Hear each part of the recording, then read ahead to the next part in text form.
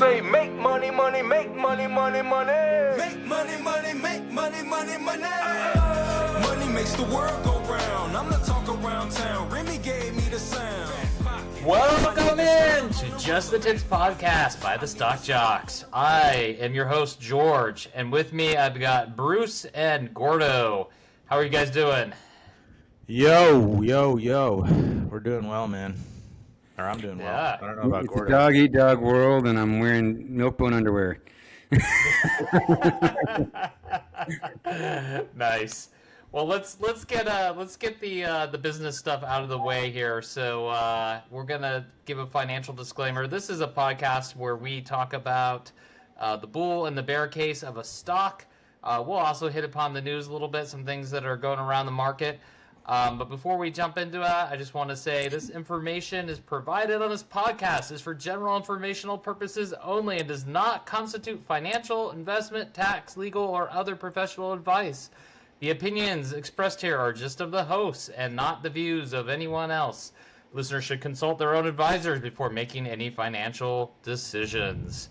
All right, now that we've got the business out of the way, what have you guys been watching this week? It's been a couple weeks since we've gotten together. I think there's been a lot of memes going around about a certain startup out there. I think we got a request from one of our listeners to give our in-depth take on Astronomer. Did you guys catch that? I mean, it was hard to notice. I just like the Gwyneth Paltrow came out of the woodwork to be the spokesman, and it was kind of a clever ad. Like, I mean, it's a good example. Oh, that was the best PR move ever, honestly. But like, Yeah. we should wrap with that. I mean, what did you guys think first of all of the CEO and his? I love that he's suing for invasion of privacy. There's it's just the bottom line is there's no more safe spaces where you can take your side piece in peace. So, Well, the lesson is don't act like like everything's natural. And they never would have gone viral if they had just kissed or whatever. They would have been like, oh gosh, they're clearly cheating. Like that's just true, but play dude, it cool, in the man. moment, like you gotta really be locked in to try to, just play through that type of pressure, dude. I mean, that's pretty tough. Yeah, the one thing you never expect, right? Yeah. Absolutely. Well, I mean, I do think the Gwyneth Paltrow, like hiring, Coldplay's singer's ex to come be a spokesperson and joke around about, take advantage of that PR. Like, that company's gotten more hits on their website than they've had in their whole existence in the last week. It'll be interesting to see. Like, I mean, this is like a pretty hardcore. This is like open source Apache Airflow product. Like, it's not a consumer product at all. So it'll be interesting to see if like the adage that like no news is bad news actually holds true here, because they got more publicity than most startups ever will in 100 years. So it'll be interesting to see if it helps or hurts their image. But or maybe the lesson is a marketing lesson, right? Like send your CEO out with a side piece, and then you'll get a bunch of free publicity. And I don't know. I think that's not a bad call. Might help your stock value. Yeah.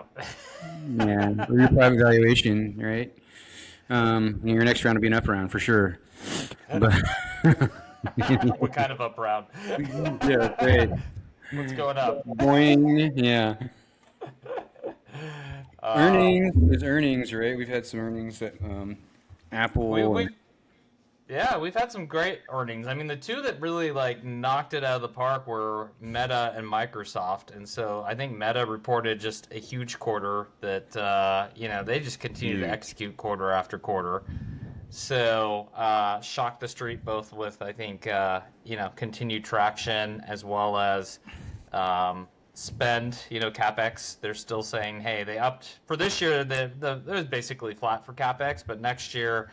They're signaling growth, implying like 30 billion growth towards 100 billion. So like, hey, GPUs, here we go. Keep on spending servers, GPUs. I think Google had a decent report. Search still hanging on, which kind of surprised me, but they upped their CapEx bill for this year from 75 to 85, so another 10 billion in the second half. You had Microsoft Azure that just went crazy, right? Like Azure is clearly soaking up a lot of like the AI business.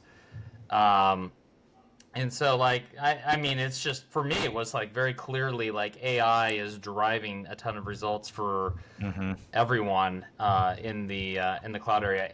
AWS a bit less, right? AWS seems to be losing some share, I think, in the AI market. Not that they're doing bad; they're already the biggest, but you know, flat quarter over quarter compared to everyone else that's reaccelerating. Yeah.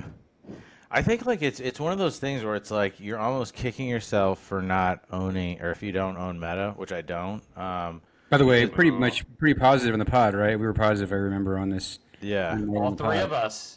How do you not own it when you when we were saying bye? I know. It's one of those things where they just get, like you said, they continue to execute. And like, I think Meta and Microsoft have just been such big beneficiaries of AI that it almost makes the other ones, like especially Apple, which had an okay quarter as well on the back of like strong iPhone growth. I think people are afraid of the tariffs impacting the future sales of iPhone or the future cost of iPhones. And so they had a pretty big quarter, but I think the like elephant in the room for them and for Amazon is just like, what are they doing with AI? Like, how are they utilizing it like within their core business, and how are they developing a platform that allows other enterprises to use it? And like, I think Amazon has some answers, obviously, and Apple has nothing. And so I think the stock performance for Apple, I think this year is relatively muted relative to the other like Mag 7 type companies. And I think like the street is searching for like where they're going to fall in the AI question. But does Apple, I mean, it's classic fashion, does it have to have an answer for it, or do they just adopt? Because everyone has to have an answer. Yeah. Like, like I think at the end of the day, but their answer can be utilize others' technology. No. Like I mean, Google was paying them how many billions for search? I mean, that's No, they had Siri early on. Didn't they buy Nuance? Didn't they buy? Aren't they the ones who bought Nuance? No, Microsoft bought Nuance. Okay, so they had Siri, or like they had all the consumer, information. They had a reason to play, but they just weren't an IaaS play, right? And they just stayed out of that, and like they've been relegated to being like in this sort of endpoint world. I just feel like they really missed out on a really important enterprise AI, and even consumer AI for that matter. Just they've just been very slow for some reason. My view is you have to have ownership. Like if you look at even Facebook today, like they're making a massive play for AI, which is basically a play for the enterprise. Like that's where all of the budget is today. And Facebook has historically been obviously like a consumer app. All of their property, all their family of applications is all consumer oriented. But really, like they're willing to spend any number of dollars, any amount of CapEx to basically, buy their way into the like AI paradigm, and the addressable market for that paradigm is mostly going to be the enterprise.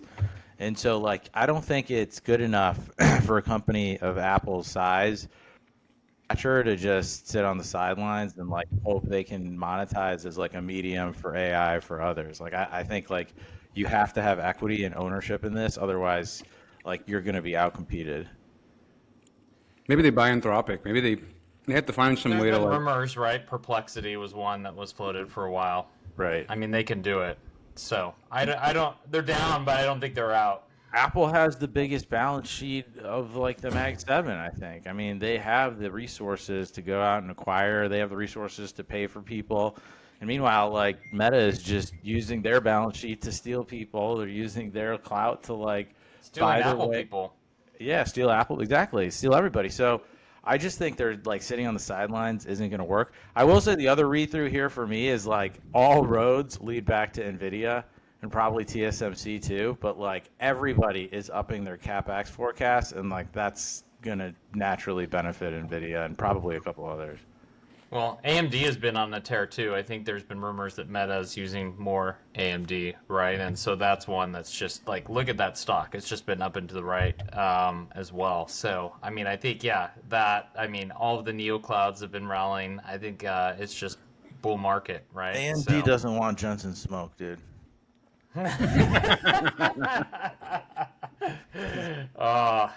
Even if they pick up his droppings here, they'll do all right, right? That guy's got everything online, man. He's like, he's got the political machine working. He's the only company in the United States who can sell to China. Every China's Mag 7 open company back is up. buying from him. Like, dude, he's got the world at his. He's a rock star. He's the only rock star CEO ever. He's signing people's boobs and shit. Like that guy, and getting away with it. Like any other CEO went to a trade show and signed some chick's, tits. There'd be like a PR saying, "Hey, sorry he did that." He's like, "No, I'm Jensen Huang, man. That's what I do. That's just all I do." The closest Zuckerberg could do is stare at Laura Sanchez, right? Lauren Sanchez. Yeah, that's true. You can start over or the- get on a the fucking surfboard wearing an inflatable suit. What a friggin', I thought he was getting kind of cool with the Fonzie act, but now I'm just like Jensen. He just totally outshines him. I mean, the reality is Jensen is the Sidney Sweeny of advanced chipsets. Like, that's just the bottom line. She's done all right for American Eagle in the meme trade, but what did you guys think of the Figma IPO? So Figma IPO came out this week, debuted it here on I think July 31st. So it's at if I'm not mistaken, I think it's at the beat circle on the one-day opening here for large issuances, gained over 250%. Opened at 85, closed around 115. Then even the next day up another 5%. They have pretty good metrics. Figma, if you look across the board, I think there's a few things you could really criticize. They've got higher growth than most of the SaaS properties in the market. There's some scarcity value there.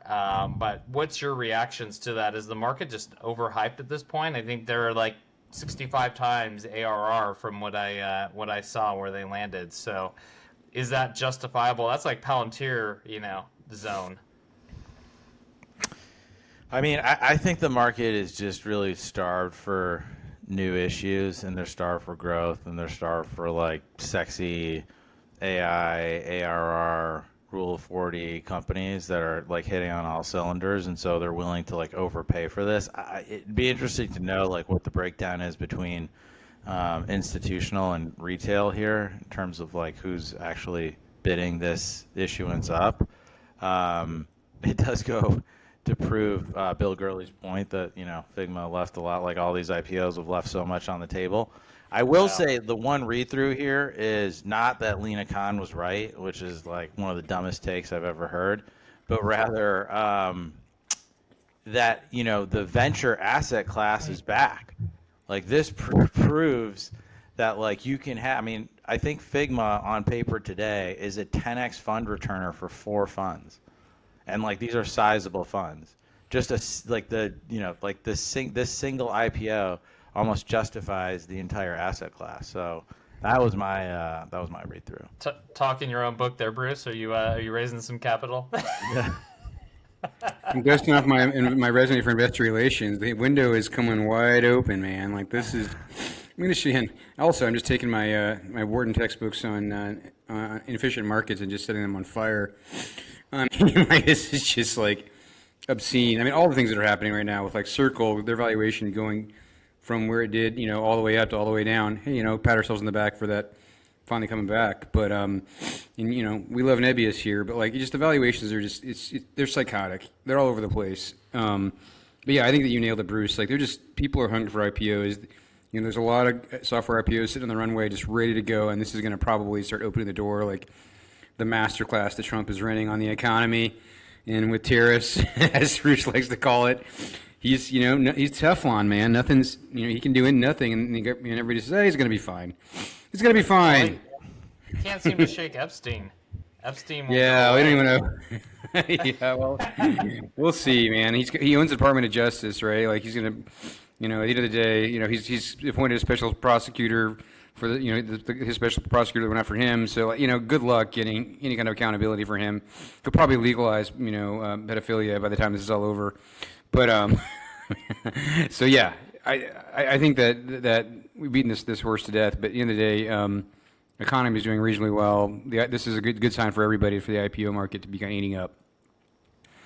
All right. Well, with that, should we move to the main event? Yes, please. All right. So as I teased up front, We're going to cover one stock today. We are covering Samsara, ticker IOT. And I don't remember who's the bull and who's the bear, but it looks like Bruce is raising his hand to be the bull. So, Bruce, I'm going to do my let's get ready to rumble. In this quarter, we've got Bruce, the bull, ready to go. Let's hear about Samsara and why we should be buyers. Is it Samsara or Samsara? I think it's Samsara. Crap, hold on.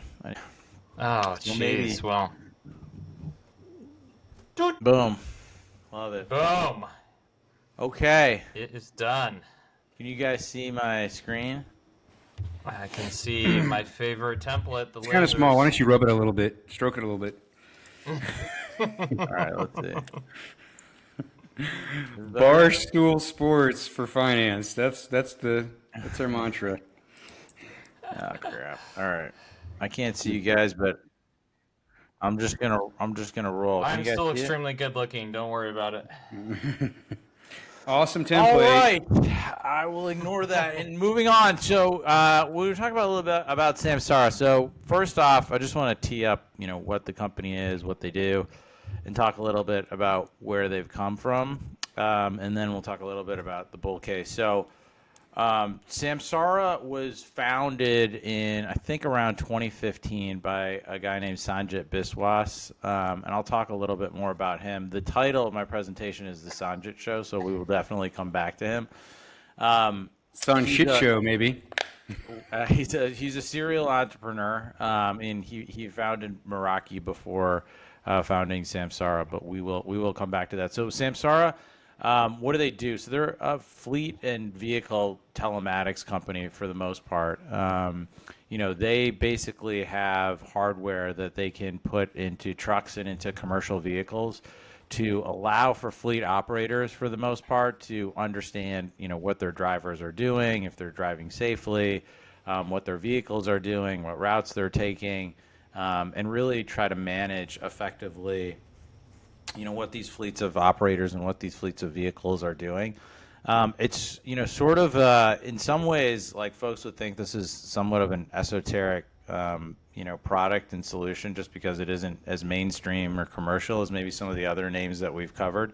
But it's a massive industry. Obviously, everything that we touch today gets shipped through Amazon or through Walmart or otherwise. And so there's just a massive industry that's continued to grow, and as e-commerce has become a bigger part of the equation, it will continue to grow more and more, both domestically as well as in Europe. And so telematics solutions have really been around for 20 or 30 years. But Samsara really came on the scene 10 years ago and built a kind of a next generation version of telematics solutions, so they could really allow for operators and fleet managers to understand, how their drivers were performing. And they also were able to allow, for those AI-powered video and safety dash cams to give instantaneous feedback. So if a driver, for example, is using his phone, they can give instantaneous feedback. If he's swerving or driving unsafely, they'll give feedback. If he's falling asleep, they'll give feedback. If he's not paying attention, they'll give feedback. And I think today there's about 100,000 accidents that happen through around commercial vehicles, and so avoiding those accidents is obviously paramount. I think 5% of those, I want to say, involve a fatality, and so it is like a real world problem that folks are dealing with, and will continue to scale. And so Samsara really came on the scene and built this next generation solution that's started to gain really, really strong adoption kind of across all of these bigger categories. So that's maybe the generic framework for what the company does. They make money by selling recurring subscriptions and charging customers for each application that they sell based on the number of assets and vehicles they choose to monitor. So if you have 100 trucks in your fleet, they'll charge you for each of the applications. Say you're using telematics and you're using an AI-powered video and safety dash cam, that will count as 2 applications for 100 trucks, and they'll charge you an X amount of dollars on a yearly basis. And as you scale or as you use more applications, say you just started with telematics and then you expanded to the video and safety dash cam, they'll start to charge you more and more. But about 98% of their revenue comes from subscription. So it does in a lot of ways look like a lot of the SaaS and software businesses that we've talked about today in terms of it being kind of a reoccurring business model. But it looks a little bit different because it has obviously a hardware and a software component to it. In That's terms what I was of their gonna ask. They sell the hardware as well, or do they give it away and just charge you with the software, or do you know what that looks like? They amortize the hardware over 5 years. yeah. So Yeah. they basically treat the hardware like it's software. So yeah, it's bullshit. But yeah, move on. Yeah, I think it's sold as a solution effectively. The one thing that I'd say too, in terms of what they do, I forgot to touch on this, is that your average fleet operator is seeing $2 million in savings per year, and they're seeing an 8.2% ROI on their investment. So this is something that is actually a real problem for operators. If you just want to quantify what the actual impact of Samsara's solution is for each of these operators, a lot of times people would think, like, not being familiar with this solution, as a lot of us weren't probably prior to this, it isn't a problem that you necessarily quantify, but this is something that is basically ends up being somewhat of a fixed cost for operators. And as they scale their businesses, a lot of these operators are scaling their businesses through M&A. This cost continues to magnify and increase. And so using a solution like Samsara has almost instantaneous benefits to these operators. The other part of the equation is Is that savings? So where does that savings come from? Is that, like, I know they'll claim like, oh, they can give you more like fuel efficient routes, but is that just savings from not getting into accidents and liabilities associated? It's everything. I mean, it's everything from, saving on the right route so that, your drivers are taking the right routes. Your drivers are not idling their cars when they're dropping off a load, for example, so they don't have to fill up. There's fuel efficiency savings. They're being more diligent about how they're driving. So they're saving on costs to the vehicle. They're saving on accident costs. They're saving on insurance costs. There's a whole host of, different ways that the company's able to kind of demonstrate that they're able to save these companies real value over time, or generate real value by saving real cost out of their business. And so, this is something that obviously a lot of these operators have, decades of information on and decades of data points on. And so it's something that you can prove really from day one, and it scales with the size of your fleet. So it's one of those solutions, I think, where, it isn't something, where you have to scale before you scale your fleet. As you add 10 drivers, you can add, 10 new subscriptions. So it is one of those things, I think, that works linearly with a lot of these companies. And, it's one of those things, I think, where they have data on how much this has costed them over the last several decades. Nice observable ROI is what I'm hearing. What I'm hearing is a bunch of shit that basically any device would do. I'm not hearing anything that's really magical. Like, it seems like Verizon's, telematics probably do a lot, give you 90% of this benefit. Maybe they have it a little better, but again, hard to quantify. But I'm suspicious about whether or not just any telematics solution probably delivers a lot of that ROI. I'll get to the competition in a second, but suffice it to say, Verizon is not a formidable competitor, I don't think, in this market. The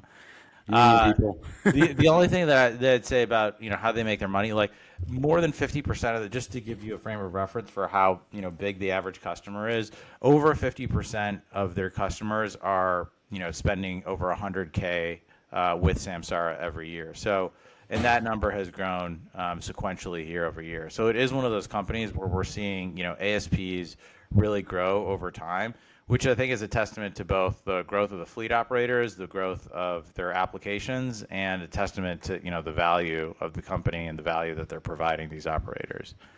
In terms of how big this market is, so kind of if you look at this from a top-down analysis, the overall market is about $71 billion, and that kind of takes a swag at the number of commercial vehicles in the U.S. and Europe, and it layers on an assumption for the enterprise and the mid-market. That's a fairly generic number, but I'd say it is a good frame of reference for how big or how strong this market could be over time. The other piece is, a lot of the kind of industry reports that are out there suggest that the telematics market is growing in the high teens and the AI dash cam market is growing in the mid 20s. And so as we think about kind of broader enterprise software categories, which ultimately, this company, even though it's a little bit different, should probably comp against, that's a pretty strong and healthy growth rate for any market. Like if you look at the cloud market, for example, I would say that it's growing probably, I'm sort of guessing here, in the like low teens at this point in time, right? And if you look at, maybe even the more mature enterprise markets, like cybersecurity, for example, or endpoint cybersecurity, those markets are growing even slower. And so I think this is a market that's fairly sizable on day one and is also growing, fairly quickly. So it is one of those spaces I think where having exposure, from a rising tide scenario is a relatively, solid place to play. In terms of who the competitors are, so as Gordo just mentioned, Verizon is a competitor on the well-funded startup and legacy company side, but there's also hundreds of smaller vendors in different geographies targeting different verticals, different customer sizes, different applications. Verizon is one of the bigger companies in kind of the well-funded or the larger company competitor space. Motive is a company that used to be called Keep Trucking. It's a venture-funded company. They also have reasonably significant scale. So I think like the number that I saw was around 300 million in ARR.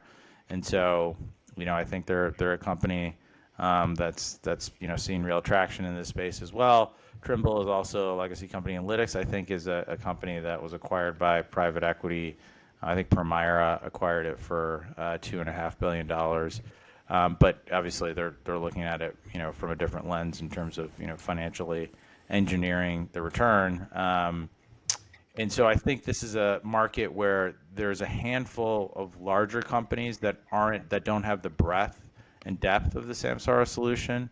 I don't think any of these companies is growing as fast at this scale as Samsara is growing. I don't think any of them has 30%, market share.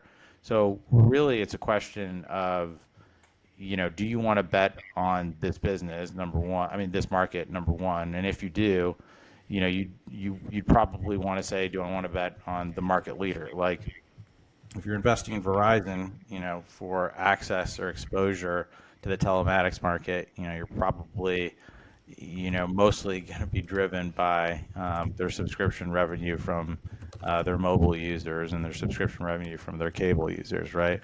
You can't really invest in Motive. It's a private company. Analytics is a private company.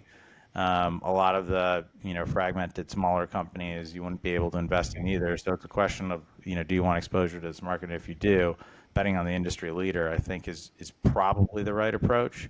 And we'll talk a little bit maybe more about the bull case next. Any questions? Well, I guess my thought is, what's the source for your 30% market share? Because I got some different data we're going to be sharing. The source is Bank of America's initiating coverage report.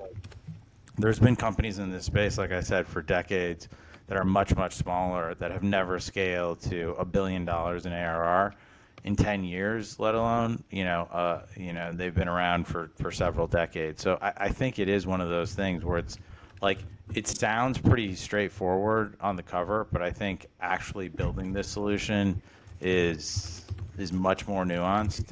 And really, like in the venture space even, where, we've gone through a period of zero interest rates for a solid decade, you really only saw two companies being built in this space that got to scale. And one of them is Samsara, and the other one, I think is a scaled competitor, but is still, a fifth of the size of Samsara, right? But has, a lot of capital on the balance sheet and is raised from sophisticated investors. So I think it is one of those things where like asking for, a 100-year-old OEM to build this type of solution, I think is very difficult. Like even if you think about next generation vehicles themselves, right? Like self-driving vehicles. Like those have basically all been built and architected by Tesla, which is probably the youngest OEM in the market today, right? Or Waymo, right, which is even younger. So I think it is one of those skill sets where if you take a legacy company and you try to disrupt them by building a next generation software platform, I think you just run up against a lot of friction. And we haven't really seen, these legacy OEMs be able to build anything in the way of a next generation software platform. And my guess is that it's just not in their DNA. Yeah, yeah, that doesn't shock me. It would seem a logical step for them, but yeah, I think difficult to actually hire that type of talent and build it out. All right. Well, yeah. So just a couple things about why the bull case around the company. As we talked about, this is really the best company in the telematics and AI dash cam space. This is a company that has massive market share. They're relatively underpenetrated in this market, so they really have 6% of the market share. So there's north of 90% left in this market for them to tackle, and so it's one of those things where this is a relatively, in some ways, obscure market, right? It's not like SaaS CRM, for example. But this is a company that's been able to scale very, very quickly in a space that continues to be very, very strong with few competitors. And so what they've been able to do is, I think, establish a much, much bigger moat than you would see in maybe a more traditional software, enterprise software space. And so the company, was able to get to $1 billion in ARR quicker than Salesforce, quicker than Workday, quicker than ServiceNow, which I think is a testament not only to the space itself, but to their ability to execute in a massive market. And so I think when you think about this company, it's really like buying the gold standard in a market that's huge, that's relatively underpenetrated, and will continue to grow really quickly, as we talked about in terms of the telematics market itself, as well as the AI dash cam market. The second piece is, this is really growth at a reasonable price. So Samsara is not a cheap company. They traded about 12 times, EV to revenue, which is really only half of EV to revenue to growth, as we, talked about before. That's a reasonable metric for, measuring if their EV to revenue multiple is expensive or cheap. And then they're pretty efficient. Like their rule of 40 is 42%. So, they're able to kind of match their growth with their profitability, which is something that we haven't seen as much of in the kind of broader enterprise software universe. So it is one of those companies where, you're not getting something cheap, but you're not really getting something expensive. And I think this is a company that, has proven their ability to grow in this market, right? Like this is a company that's 10 years old, that's doing $1.5 billion in ARR. We very rarely see companies that get to that level of scale, like ever in any market. I mean, the AI market, I think, has changed the framework for growth in a lot of ways. But prior to sort of the transition to this AI first market, I would say we very rarely have seen companies get this big this quickly. And the third reason, probably the most important reason, is the CEO of the company, Sanjit Biswas, is a compounder. He's uniquely capable of building massive companies. His first company was called Meraki, which is a company that Cisco acquired for $1.2 billion. And then, a lot of people would say that company continued to grow 100, 200, 300% in the years that followed Cisco's acquisition. In some ways, if they had stayed independent, that company would have been worth potentially $3, $4, $5 billion. Obviously this was, I think, Sanjit's first company. And so, taking a billion and a $1.2 billion offer is a testament to, I think, his success. But it also goes to show that, this is, an operator who can compound over time. He's been able to build his first company to massive scale, and this second company is worth $20 billion on the public market today. They're at $1.5 billion in ARR, and he's somebody who's proven, time and again, as we mentioned with some other operators, that these are the types of people that know how to build companies. They've proven it over decades, and I think he's the type of operator where you can give him capital and he'll continue to drive excellence. And so I think it's one of those things where we probably spend less time on the operators, but this is somebody kind of like Arcadia, we talked about at Nebius before, who's built massive companies, who understands the playbook, who has the DNA to do that, and has proven it over several companies. And so these are the types of people I would say that, like everything else being equal, so the market going up and down, the ebbs and flows and valuations going up and down, the interest rates going up and down. I would say at the end of the day, if you find operators that can compound over time, that's the best place to put your money. And so Sanjit is one of those folks, I think. and I think Samsara over time will continue to grow. Like they're at $1.5 billion today, they'll get to $2 billion. Next year they'll get to $2.5, $3 billion the following year. It won't be, the type of growth that you see from like an OpenAI or an Anthropic or a company like that, but it will be steady growth at scale. And it's almost like, investing in a safe hand as opposed to investing in, like a higher beta name, which has potentially more upside, but a very, very small window to miss on. And so Maybe that's one kind last of the broader bull case, I would say.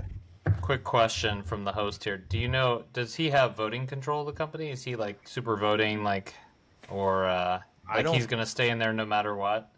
I don't think he has like the kind of the Zuckerberg super voting share class, but I can circle back to make sure. I'll see what ChatGPT has to say about that. Well, we turn it over to the bear case with Gordo. Gordo, I mean, first of all, bullshit on you get bought by Cisco and the sales accelerate. Every company gets bought by Cisco and their channel opens up. So that's complete horseshit. That's not true. I guess that you guys do know, but in general, that's the whole point. An enterprise company Cisco like that, kills most acquisitions. This is an enterprise Wi-Fi company is the perfect profile of a company that Cisco can accelerate. They can just cross-sell that shit. So it's bullshit. But anyway, let's move on. So I got the mic, right? I've titled my presentation Samsara. So, as usual with the brilliant titles. So I see this, doing a little work in here. I just thought I'd put my usual meme tribute. Joe Pesci saying, what the fuck is this piece of shit trading at 12 times sales? It's a fucking hardware company, basically. We've seen this in comm equipment. But anyway, I don't think you showed a comp table there, Bruce, did you? So, I think you did allude to, they're trading like 13 times, 12 times sales, whatever. Depends on, I don't have a date on this table. But, if you look at, I'll concede, you look at the comps, that we have in this table, it looks kind of okay in the middle, a little cheapish, right? It's 0.5 times on EV to revenue to growth. Okay, fine. The group's trading at 0.7. But the first thing I would point out here is, who's in here? CrowdStrike? Cloudflare? Snowflake, these are some quality market-leading companies. These guys are super number one. Workiva, I don't know what the fuck that's doing in there, but as a person that the analyst that put this together, I will say I tried to pick names. There's not a lot of good comps for Samsara, right? It's kind of stands alone, but I tried to pick names that are of similar growth profiles for the next year. Now, you can't say they're at different scales to some degree, but not that dramatically different. Let's just throw out there maybe it's to Trimble, and then they're throwing TomTom. There's some company, they're trading at 0.7 times, some GPS location kind of companies. That's what should we put in there also, but fine, whatever. Okay, trades like a SaaS company with a moat. But is that what this is? It's trading at 13 times sales, but I would argue this is a hardware-heavy IoT business. We'll talk about that. Forward P 93 times. That's Tesla Energy GPS tracker kind of reality here. 88 times EV to EBITDA. This is not a cheap company. The market is treating it like it's Salesforce, but it's really just a fancy dashboard for fleet managers with hardware. That's what this is. Just keep that in mind. I think it was Spruce Capital or somebody came up with this, but that people estimate that, or this short report estimated that up to a quarter of this company's revenues rely on hardware sales. So they're taking their hardware and they're amortizing it over 3 to 5 year contracts. So that's kind of wacky. In my day, we would take hardware revenue, we would market, we would take it all, book it, and pay for it up front. And it's way more volatile, but it sure is nice if you can take that hardware and spread it out and make it look like SaaS. So, end of the day, like there's a material amount of hardware revenue in here. So, competitive moat, like we can debate this, but like everybody is competing in this space. Like it's not that hard to enter. There's a ton of companies in it. We talked about Verizon. Geotab, I believe, is number one. Sixth Sense has their market share actually at 4.9%, and we'll talk about that in a little bit of detail. In a very fragmented IoT landscape, admittedly, there's probably some stuff in there that's not directly competing with these guys, but you can imagine, putting like devices in trucks to figure out some things we're talking about. Nothing I've heard sounds like something really hard to do. So I don't know how much AI powered it is really, to ChatGPT login. You've got 44 alternatives in the Sixth Sense report. Some as low as $15 a month. I mean, Samsara is charging like $30 to $50 per vehicle per month. Their hardware is like $99 to $150 per vehicle. You're spending like $10,000 up front, and you've got like these companies like Wireless Links and Cortex and Momentum charging way less. So, I would just argue, hey, this thing is kind of like they've got a market lead here, but there's a lot of reason to just kind of worry that this market share kind of erodes. Like I really haven't heard anything to really convince me that they really have that big of a moat. Like here's a list of just kind of all the major, some of the players that are out there. You got a slide full of 1, 2, 3, 4, 6 times 3, 18. Some of these guys again I mentioned have $15 per month, options. So this is a lot more than Bruce highlighted. I'm very confused. I know, it's confusing. I said there's dozens of small players that don't have much market share and have really small point solutions that would never make it to the public markets. Well, whether they make the public market or not is a different question. Whether or not they erode market share, I think, is the bigger question. And the thing is, you're paying 13 times sales. Like that is a SaaS multiple, right? Like that is a expensive stock. I try to push on this to see, while we're talking, to figure out, okay, what are the real competitors? Let's try to kind of get it more dialed in. But there's Geotab is number one. Samsara is a strong number two. Fair enough. Point conceded. They're a market leader for sure. But then you've got like PowerFleet and Verizon Connect and OmniTrax. Like, this is not like an open, 30% share sounds like B of A was the banker on this deal. That's when they did that chart. So it's probably B of A research, their associates. But, Claude says they should be considered maybe 15%, market share in the telematics market. So for what it's worth, Claude. But, I think this is interesting, like just looking at their growth, year over year on just revenues. So you're paying that kind of multiple. You don't want to see a lot of deceleration. And so, it's bounced around, but, you've had some quarters here, like with 40, 37, 37, 37, and 31, then 25. Okay, then it bounces back up to 31, but they're guiding 24. So let's say they beat, because they tend to beat by a few percent, maybe 27. So, way back in October 23, they were growing 40%. Now they're growing maybe mid to high 20s. But how many enterprise software companies are growing in the high 20s?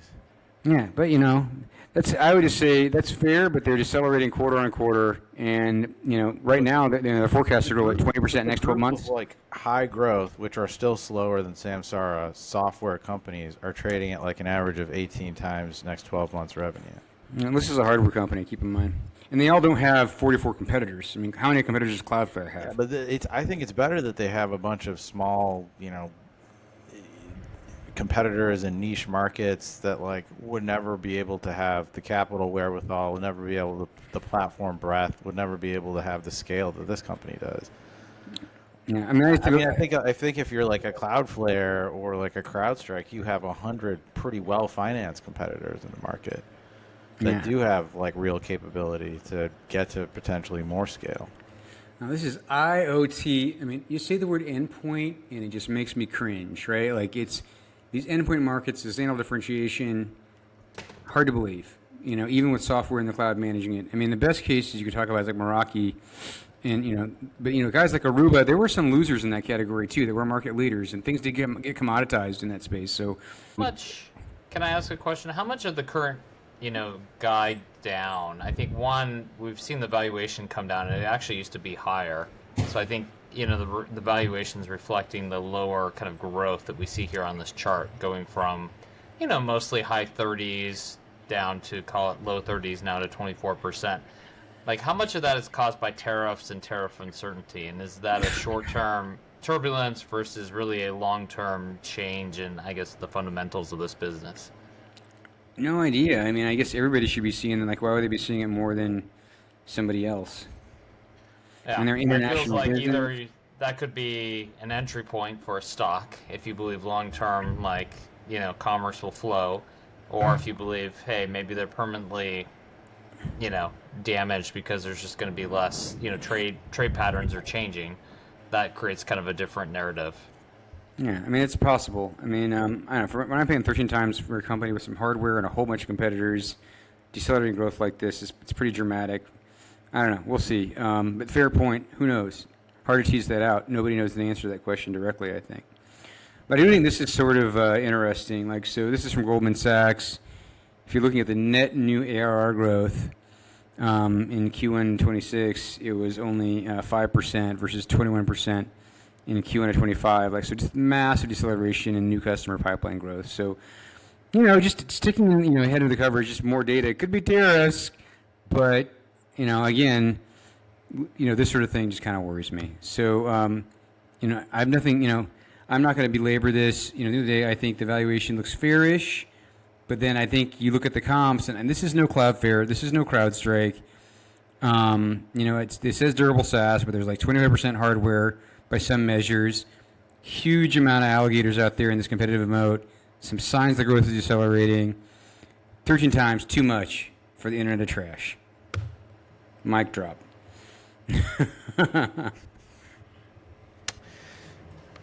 Maybe one more question from me before we reveal our fair positions. I mean, you keep referring to it as a hardware company, but the hardware is pretty light here component, right? It's not expensive hardware they're selling. They're not selling, big infrastructure, right? In the same way, it's like you're talking about sensors and cameras. Like, that's got to be. But it's for a lot of vehicles, right? It's but for the as a percentage, they're saying it could be 25% and they're cheating a little bit by amortizing it. So I feel like, I think you can make an argument that this is, it's not super micro, for sure, but it's basically, there's a ton of common equipment companies like Meraki that you kind of comp it to, and none of those are trading at 13 times. So like, I feel like this is just, you're treating it like SaaS, and there really is a significant hardware component, and it does matter.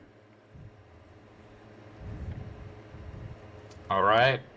Well, with that, I think it's the moment of truth, boys. It's time to pull down your shorts and reveal what you really think. So, Bruce, you want to go first as the bull? I feel like I'm gonna bet that you like the compounders. You like Sanjeet, even though he looks a little bit like the cousin of Mark Andreessen with the cone head there. But ignoring that, would you? Yeah. So my perspective is, I like this company a lot. Like, I wouldn't be like banging the drum to invest, only because I think it's just a slower grower relative to like other places that you could put money to work in the market right now. It isn't going to be one of those companies where you're going to see a ton of excitement. I think it's going to be one of those companies where the management is going to continue to execute kind of across the board. This is, and this should be, in my opinion, treated like an enterprise software company. It has a hardware component, but its gross margins are close to 80%. Like, they're 77-ish% gross margin. So it looks like a software company. It's growing faster than most of the high growth software companies in this market. It deserves a premium multiple, and it has an excellent operator. So I think it is one of those companies where, to invest in it, you would want to say to yourself, I think, I'm going to put money to work here. I'm going to sleep on it. Don't necessarily have to like open the account every day to check on its performance like I would, something that has a higher beta. But if I wake up in 2 years and open the account, like the company will have scaled to 2.5 billion in ARR. They'll trade at, call it 10 to 15 times depending on where the market is. And so I will have picked up probably, 25 to 50%, right? They'll go from 20 billion to 25 billion or 20 billion to 30 billion over the next couple of years. Like it's not going to go from 20 to 40 to 60 like a Figma or a Circle or like some of the sexier names in the market right now. It just doesn't have that sort of, I think, framework. It doesn't have that. Historically, though, it has traded at a huge premium. Like, it's been kind of on the upper end of, like, the valuation. Like, it's come down more recently. So, like, I think it does have some potential to be up there if it re-accelerates growth. I think it might. I my guess is, though, like, a lot of that money will have moved to, like, I don't know, flashier names at this point in the market. Like, I think, back when it was trading at, like, very, very high multiples, it was probably, like, one of the sexier names in the market at that point. But we're talking, like, 6-9 months ago. It wasn't that long ago that it was up there. I guess, it could go back. I don't know. My guess, though, is, like, this is the type of company, though, that, like, you would just want to buy and hold and, like, own as kind of a slower growing part of your portfolio that isn't necessarily going to drive a bunch of the returns in any one year, but like over time will continue to compound. So that's a buy, is what you're saying. You're a buy. I like it. I'm like a soft, longer. You got a semi. Buy. Okay. All right. All right. I'll go then. Just wrap this up. So I'm going to be sort of a semi-flaccid on this one. Like, is it a short, screaming short? No. But I'm going to put my, stick it out there, forced buy or sell. I'm going to sell or I'm going to short. It's just like, I look at the chart, first of all, and I hate doing this. I hate being a fucking mo, but it's just like, look at the last, like, since December of 03, it's kind of like up from like 33 to 36. Like, definitely not going to be a high flyer like all these AI names. It's got that a little bit of comm equipment herpes on it. Like, it may grind higher, but it's going to massively underperform everybody else. And there's just I think it's just going to kind of like the multiple is going to compress and it's kind of trade sideways. Like 20 billion for this company, it just, I don't know. I agree they probably have more of a moat than I kind of like argued, but they've got some sauce in here, but it's still like. I've been hearing about IoT. Like I found some transcripts from like the 1990s, or from the early 2000s about IoT, and it's just like from John Chambers, and I'm just like, I just don't fucking buy it. IOE, the Internet of Everything. Yeah, it's just we've been hearing about this forever, and it's just hard to point to much that's really come of it. There's just a lot of, anytime you get into these endpoint situations, where there's a bunch of devices everywhere. At least if it is enterprise-y. But anyway, I don't hate it. I think you made a good pitch, Bruce, but I just don't. I don't love it, and I think there's certainly better places to put your money, and all else equal, I think it's gonna. I don't like the deceleration on it. Maybe it's tariffs. Maybe it's like the same problems everybody's seeing. Nobody's growing a lot. That was a fair point, but don't love the collapse. I don't like that net new ARR thing either. ARR. That's kind of damning. Can I ask one question before I give my opinion that I'm surprised didn't come up more? So you were alluding earlier to Waymo, Tesla, self-driving. Trucks has been one of the areas that it's like if you could drive efficiency in the economy for self-driving, it's going to be trucks, especially like long-haul highway. You go put them on the road. There are startups doing this, right? That especially late at night, like when no one's on the road, you go throw them on the highway. You don't need telematics as much about a driver's behavior. When it's driving itself. It doesn't take breaks. It's not on its phone. So do you think this company still survives when you have the Waymo of trucks going down the highway? I think we're just years away from that, realistically. Like, there's been several startups that have gone under whose singular vision has been to build autonomous trucking.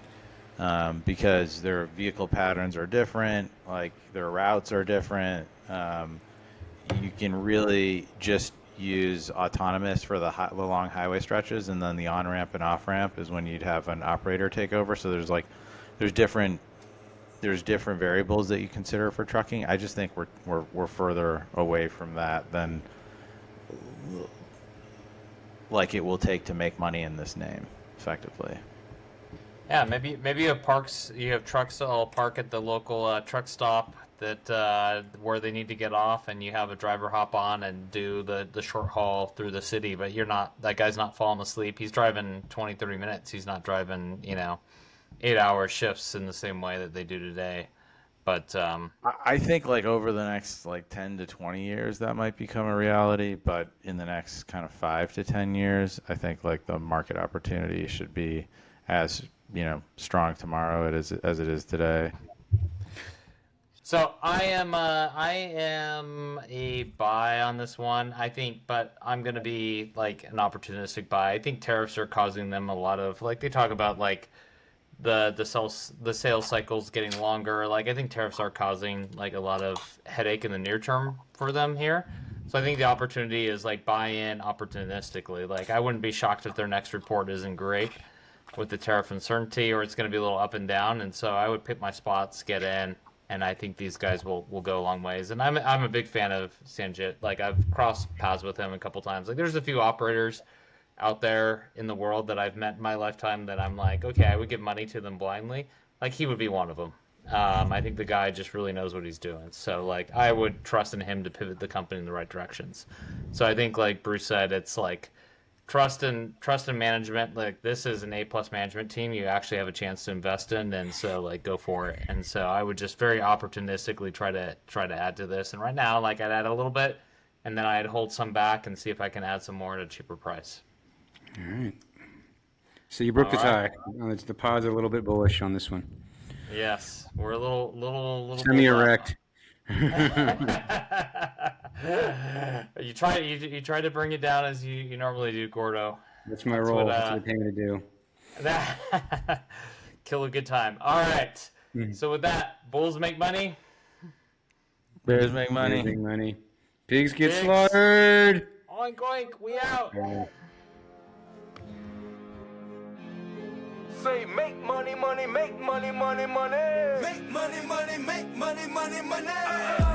Money makes the world go round. I'm the talk around town. Remy gave me the sound. I need that Skrilla on the Rilla. I need that Skrilla on the Rilla.